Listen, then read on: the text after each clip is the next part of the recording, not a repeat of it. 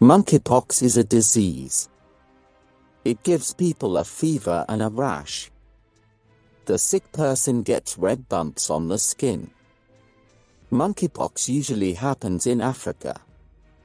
It rarely moves to other countries. Now, it is in 9 countries in Europe, the US, Canada, and Australia.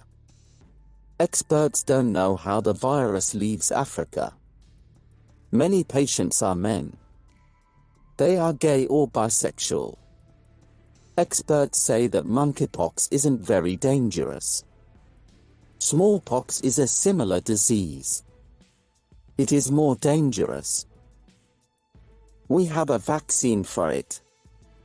The vaccine keeps most people safe from smallpox.